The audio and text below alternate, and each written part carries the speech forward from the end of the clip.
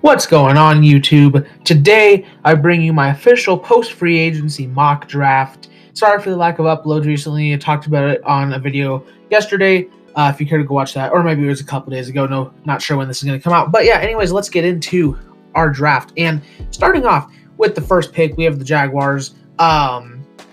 It's pretty simple. It's Trevor Lawrence. Don't let anyone else tell you anything different.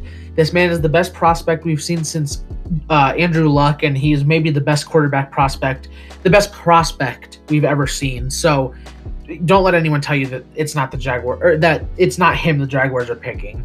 By the way, there are trades included in this since this is a what I think will happen draft. Then at number 2, we have the Jets taking Zach Wilson. Again, just kind of an obvious pick for me. I mean, to me, Zach Wilson is easily the number 2 quarterback in this class. He's most of the time your number 1, if not for having a guy like Trevor Lawrence. So, Zach Wilson, he is great. He's basically Deshaun Watson, but, maybe a bit stronger of an arm. Not as an elite of a runner, but still very, very good. I don't think it makes sense for the Jets to, trade Sam Darnold and then draft basically Sam Darnold and Justin Fields. So yeah, I think this pick makes sense for the Jets, obviously. Although I think that the correct move should be to build around Sam Darnold and getting a guy like Penei Sewell, Jamar Chase here, maybe even Kyle Pitts. I do think the Jets are going to opt to just go with the new quarterback with the new head coach in. So then at number 3, we have the Dolphins, and no trading back here. I think the correct choice and what they will probably end up doing here is drafting Penei Sewell. Their offensive line still isn't good by any means, and getting Penei Sewell on there would change that instantly. I mean, you put him at left tackle, put Austin Jackson at right tackle, and then slide Robert Hunt into right guard, and you have, at worst, a good offensive line right there, and that's a very important step into getting Tua to play better than he has so far, is getting him a great offensive line. I get trading back here. I get taking a receiver, but Penei Sewell just makes too much sense in my opinion. Then at number 4, we have the Falcons. I think Justin Fields is the pick here. There's a lot of people saying Trey Lance, but I think that's because people are getting bored of giving Zach Wilson or Justin Fields here. Which either one is available, they're going to take. And I feel with Zach Wilson off the board, Justin Fields just makes too much sense. The Georgia native, I think he fits an Atlanta team really well. He'll sit behind Matt Ryan for a year or two and work out his kinks while, he goes in there to throw to guys like Calvin Ridley and, they'll probably have better receiving threats by then, and I just think it's the correct move here by the Falcons. Maybe if Penei Sewell is here, they'll take him, but I think the pick is Justin Fields. Then the Bengals at 5. Even with Penei Sewell off the board, do not trade back. I think at that point, you're definitely taking Jamar Chase. If I were the Bengals, I would be taking Kyle Pitts. I think Kyle Pitts is just even better than Jamar Chase, and Jamar Chase is already a great receiver. They already have receivers. They could use a tight end, even though he's not just a tight end in Kyle Pitts. But, especially with the LSU connection there with Joe Burrow and Jamar Chase, Jamar Chase had one of the best college receiving seasons of all time. That one year he was with Burrow, and Burrow had an amazing season as well. So I think it just makes too much sense. I think if Penei Sewell isn't there, this is definitely the guy they're going to go with. Then at 6, we have the Eagles, who, if Jamar Chase isn't there, I think the pick is Kyle Pitts. I mean, this guy is honestly probably my favorite prospect I've ever scouted. I mean, I honestly think this dude can be the best tight end that we've ever seen in NFL history. And again, he is not just a tight end. He is a wide receiver as well. And it works out here for the Eagles because they need both. He's an amazing blocker as well. This dude is the all-around prospect. I'll release my official draft board at some point, but this guy's probably going to be somewhere in the top 3. And honestly, I wouldn't be surprised if he ends up coming out number 1. This guy's an incredible player, and the Eagles get an absolute godly player here at number 6. Then we have our first trade, ladies and gentlemen. Now, this is going to get a bit confusing. The Broncos are not picking, but basically what goes down is I believe the Texans trade Deshaun Watson and this year's 3rd-round pick that they have to the Denver Broncos for this year's first, next year's first, a first the year after that, a second next year, and a third the year after that. Drew Lock and Malik Reed in return. Keeping all the Deshaun Watson drama out of this, I believe that's all fake anyways. If you want to know why, I guess you can ask down in the comments below. But I think Deshaun Watson's going to end up going to the Broncos. And in return, the Texans are going to get that 9th pick. But, a team could move up to number 7, or the Panthers could take Trey Lance. So I think at that point the Texans would get scared. So I have the Texans trading their 7th overall pick and then 2 4th-round picks to move up a couple spots for the Lions. The Lions really don't have to trade back. They're going to get the same player 2 spots later anyways, and that's pretty much a guarantee. Or at least one of the receivers. So, it makes sense for them to just gain a bit of draft capital here. The Texans move up and they select Trey Lance to be their future quarterback. Because obviously in this situation, they traded away Deshaun Watson. Even with Drew Lock there, I don't expect them to look at him as their quarterback of the future, more of just a backup, try and develop. Trey Lance, on the other hand, is a team that I think would fit well on the Texans. He's not the best scheme fit per se, but I think, they would definitely take a chance on him. And I feel like this move is honestly pretty realistic in how it would work out. I wouldn't grade it well at all, but I think this is pretty realistic, and I can see the Texans doing something like this. After missing out on Trey Lance at number 8, the Panthers go with, probably the best player available at that point in Micah Parsons. You can make an argument for one of the receivers, because with Curtis Samuel gone, maybe they want to go with one of the guys. But, they haven't had a replacement linebacker for Luke Kuechly since he retired. And Micah Parsons would definitely be that. I mean, this dude is just so dynamic in the way he plays. He's arguably the best edge rusher in the class, even though he's a linebacker. And in being such a great pass rusher, he's not the best pass coverage linebacker in the world, but is still, at worst decent. He's an amazing player. I don't get, the him dropping off boards recently. That'd probably be due to his supposed fighting issue, but it was one incident like years ago that just got dug up. I mean, that kind of stuff comes up all the time. This isn't Laramie Tunsil situation. So, I think Mike Parsons makes sense here for the Panthers. Then at number 9, the Lions traded back, gained some draft capital, and pick Jalen Waddle. I know this is a controversial pick because a lot of people have Devontae Smith to the Lions, but I just don't think that makes sense. Devontae Smith is not a number 1 receiver. No team in the NFL is built to play a bunch of bubble screens and stuff like that, and that's what Devontae Smith is built for. He needs to go to a team that needs a solid slot or number 2 or 3 option, not go and be a number 1 option on a Lions team that features Jared Goff as their quarterback. Jalen Waddle makes much more sense. He is definitely much more of a number 1 type receiver, a really good deep threat, maybe the fastest guy in this class. I just think this makes much more sense, especially after losing Kenny Golladay. Then at number 10, we have the Cowboys, who have their pick of the corners here, but I still think they're going to go with Patrick Surtain, even with Caleb Farley on the board. And that's mainly because of the Trevon Diggs connection there. When they were together at Alabama, they were the best duo in college football, and it's not even close. So I think getting them back together makes sense, but also I just think Surtain comes off much more as a Cowboy than Farley does, so I think it makes sense here, and this is a pick I could definitely see happening if Surtain is there at number 10. Then number 11, the Giants. After signing Kenny Golladay and the corner from the Titans Dory Jackson, I think that definitely made it a lot more likely that they go somewhere along the defensive line here or linebacker. If it's Micah Parsons, I don't really see them taking any of the other linebackers in the first round. And in this case, they go with Kwity Paye. Besides Micah Parsons, pretty arguably the best pass edge rusher in this class. In this case, he goes across from Leonard Williams. I view him as, not necessarily much of a 4-3 defensive end, but he can definitely fit there. He's, very athletic. Not going to bowl you over, but he can definitely get around you pretty easily. He's got a nice set of tools to use on you, so I think this is a good pick here for the Giants. At number 12, we have the 49ers taking Mac Jones. Now, they say they're committed to Jimmy G right now, but I don't ever trust anyone that says they're committed to anyone unless it's a guy like Patrick Mahomes. Jimmy G is not Patrick Mahomes. I think in this case, they're probably trading Jimmy G off for, a day 2, maybe early day 3 pick. And then you're getting your guy of the future here in Mac Jones. I think 49ers might be a pretty good team for him, actually. Not the best receiving threats in the world. However, Brandon Ayuk looked pretty promising. And the interior is not the best by any means, but 2 solid, Trent Williams is maybe the best tackle in football. So two at worst solid tackles. I think he'd fit nicely in a Shanahan scheme. It might take him a little bit to get used to it and to learn the plays, but I have high hopes for Mac Jones, and this is kind of the spot I see him going personally. Then at 13, we have the Chargers, and I understand where people are coming from with the Rashawn Slater, but I just think Christian Darrisaw makes a lot more sense. People wanted Slater because he was so versatile, but they have Corey Linsley, Matt Fielder, and then you can move Forrest Lamp over to right guard, and he's not the worst guard in the world.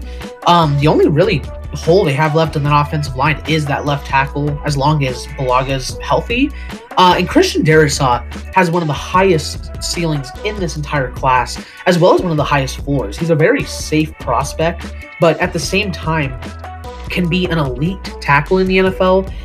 This dude is so powerful but quick at the same time. Like, he's one of the best players in this class, like, easily. And it's a steal here for the Chargers to get him at 13. Then at 14, we have the Vikings, who, for a while this was an edge player in Kwity Paye. It's not even just with Kwity Paye being gone, but I think Rashawn Slater's definitely the pick here for the Vikings if he is there. They've torn apart their O-line wasn't good to begin with, but they literally just have Garrett Bradbury, and that's it now.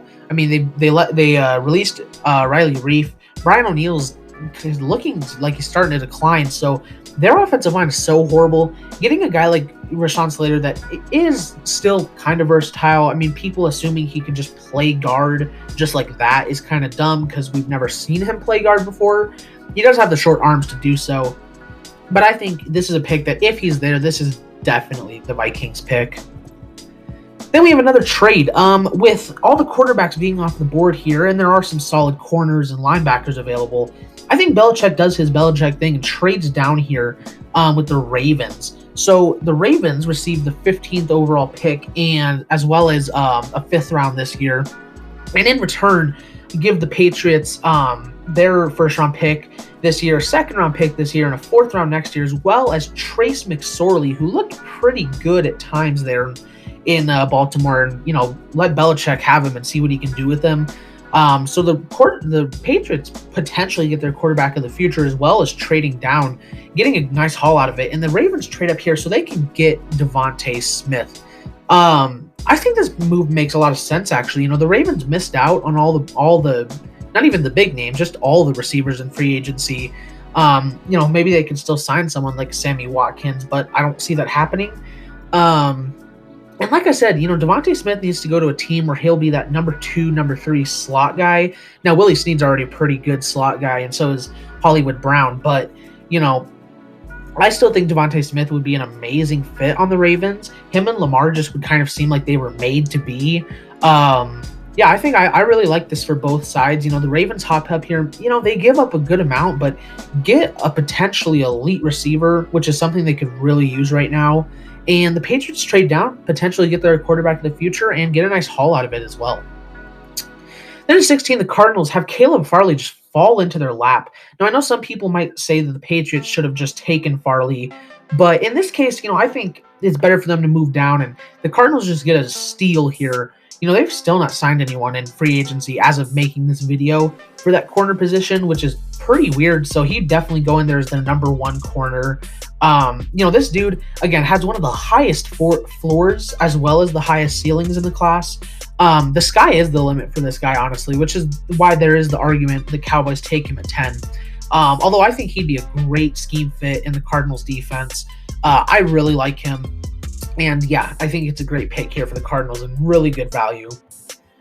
Then at 17, the Raiders, I don't get it. Like, you could have just, upgraded the defense a bit more and you're a contender, but instead they had to go out and gut their O-line for literally no reason. And after gutting their O-line, if Rashawn Slater isn't there, which would definitely be their pick if he fell to them, it's got to be Elijah Vera Tucker. Besides Rashawn Slater is easily the most versatile lineman in the class. He can play guard or tackle, and I'm pretty confident about that. And I think he'd be pretty good at either of them. He's a really quick player as well. Not the best power guy, but, I just feel like the Raiders are going to go somewhere along the offensive line here because Are they going to go forward with letting Carr just run around all year and then blame their poor season on Carr? I feel like that's something the Raiders would do, and it's like probably what's going to happen, sadly. But yeah, so I think this is the pick here for the Raiders. Then at 18, maybe a controversial pick. I think the Dolphins go Zaven Collins, even with guys like JOK and Nick Bolton still on the board. I just think, I think the Dolphins would really love to get a guy like this. And the reason why is because Zaven Collins secretly is one of the best players in this draft. I mean, he is an amazing run stopper. He makes the big plays, great in pass coverage, but can blitz the quarterback when asked to. And he fits that Dolphins scheme so fantastically well. The only reason you really haven't heard more about this guy getting like even top 10 hype is just because he's lacking the mental side of the game.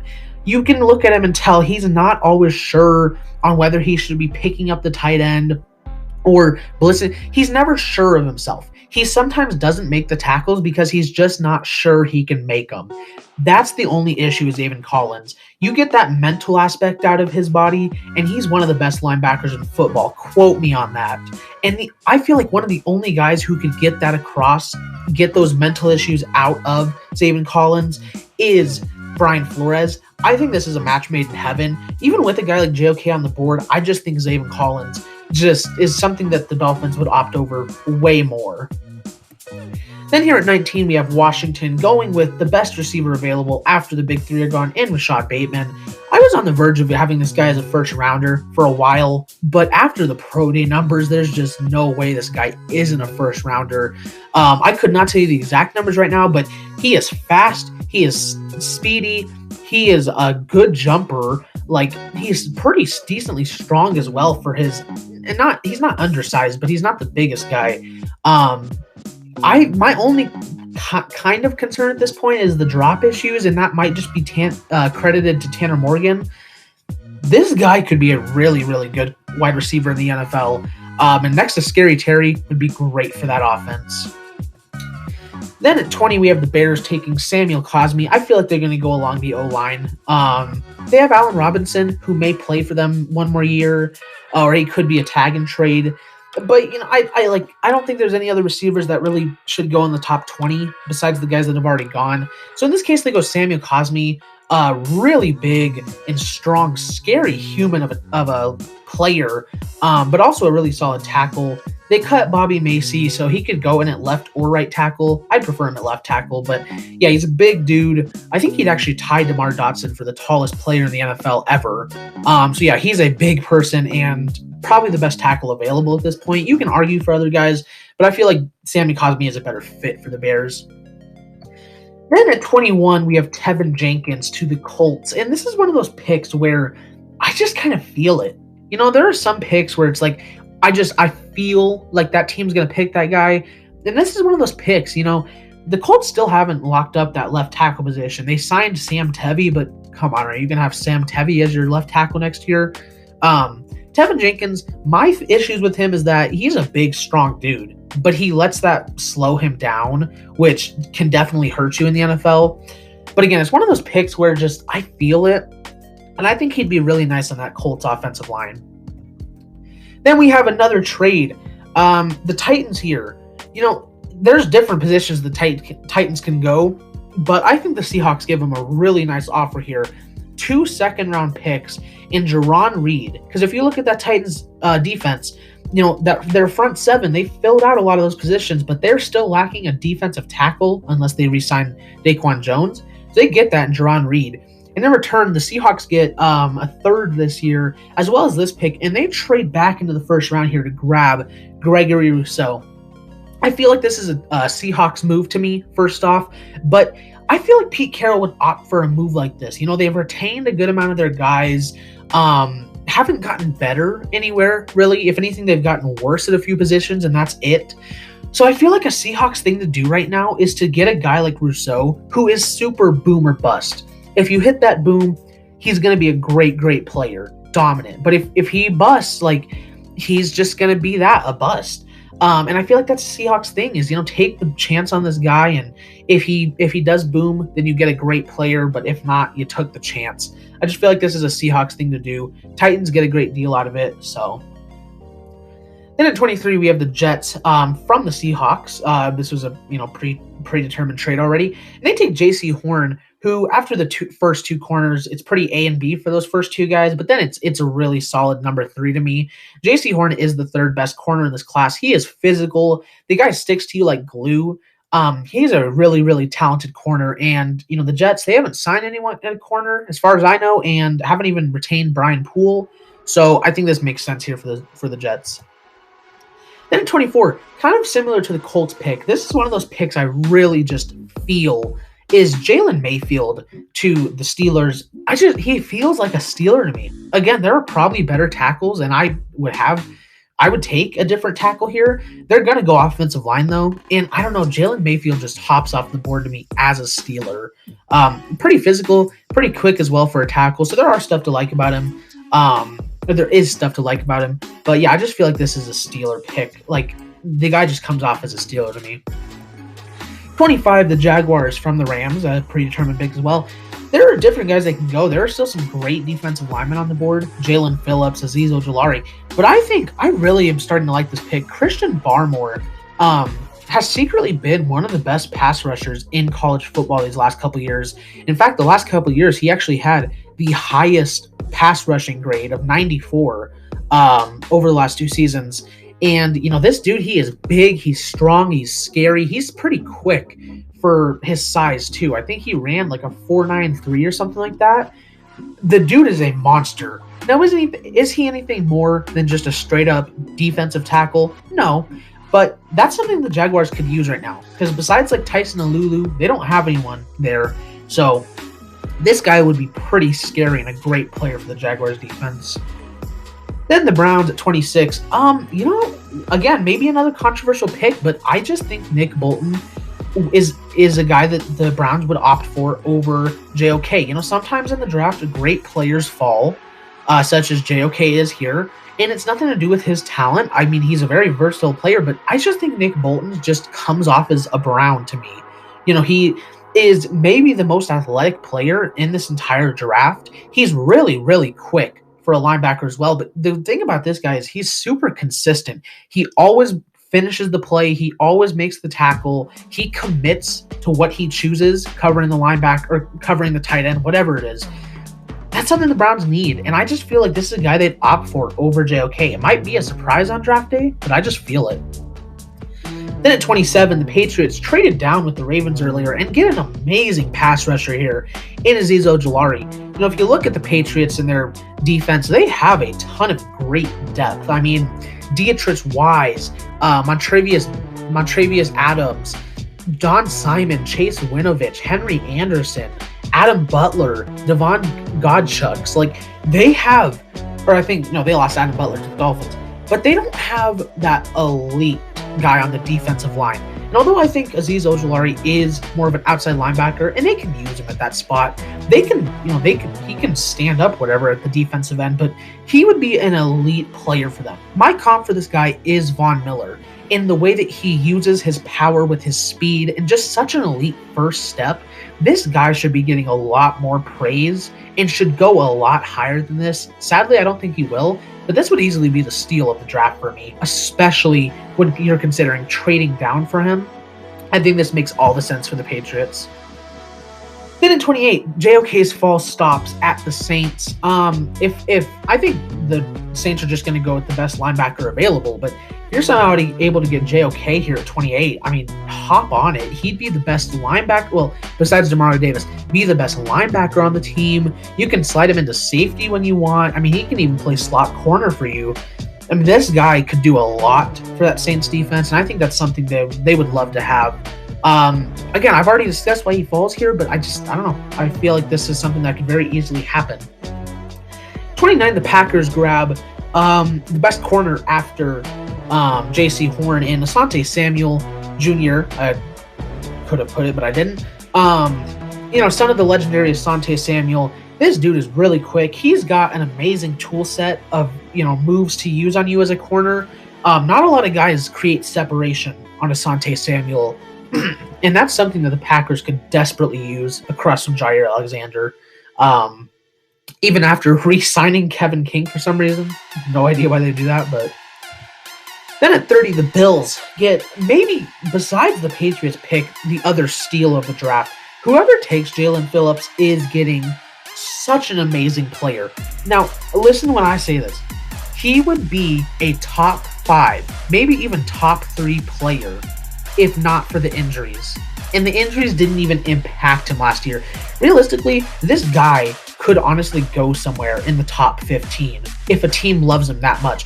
Like, honestly, if the Giants like him over guys like Kwity Paye, he can go at number like 11. Or even teams before that could opt for him. I think, unfortunately, he'll probably slide to the late first round. But like I said, this guy would be a top, maybe a top 3 prospect, if not for his injuries at UCLA. Didn't even impact him last year. If you look at this guy play, he's an amazing run defender, creates pressure like crazy, finishes his plays, he gets sacks in there. I mean, this guy is an amazing player, and this is such a great pick for the Bills because if the injuries do somehow impact him, it doesn't hurt you that much because you're already such a great team. But if you get just yet another elite player on that team, you may get one of the best, defensive linemen in football at the 30th pick. That would be a great pick for the Bills. 31, the Chiefs. God, they've just got to go offensive line. Like, probably tackle. They could even go guard, even after signing Kyle Long and Joe Thuney. But yeah, tackle here, I think Liam Eichenberg is definitely the best. I mean, after Sam Cosmi is definitely the best tackle to me. I think he's going to slide on some people's board. He just doesn't seem like a player that would get picked very high to me unless a team does like him. But there is not a lot to hate on this guy about. I mean, he is strong. He's quick for his size and strength. He's also really consistent. There are a few plays where you look at him and you're just kind of like, what was he doing there? But regardless of that, I think he'll be a great tackle in the NFL, and the Chiefs need to get someone like this after cutting Schwartz and Fisher. And then with the last pick of our first round, we have the Buccaneers taking Najee Harris. They could go tackle here, even though they just extended Donovan Smith. They could go defensive line, even after just re-signing Ndamukong Suh. But yeah, Najee Harris is pretty easy to pick for me. He's easily the best running back in this class. I don't think there's a doubt about it. To some others there is, but to me, there's no doubt. He's literally Derrick Henry. Although he might not be as good as Derrick Henry, he's literally Derrick Henry. If you can compare anyone to Derrick Henry, that's it. End of discussion. He's a great running back. Whichever team gets him is getting a good running back, especially a team like the Bucs. They're getting an instant upgrade over like Ronald Jones. Even though Leonard Fournette won't be there next year, Leonard Fournette. But yeah, this is a great pick here for the Buccaneers. Could easily go, another edge player or whatever, but I think this is the pick here for the Buccaneers. But that was the first round, the only round that we're going to be doing for this, of my post-free agency official NFL mock draft. If you liked it, comment down below what you liked about it, what you didn't like. Don't forget to subscribe, hit the like button, turn on that notification bell so you never miss an upload. Thank you guys for your patience and your support, and I will see you guys in the next video. Bye-bye.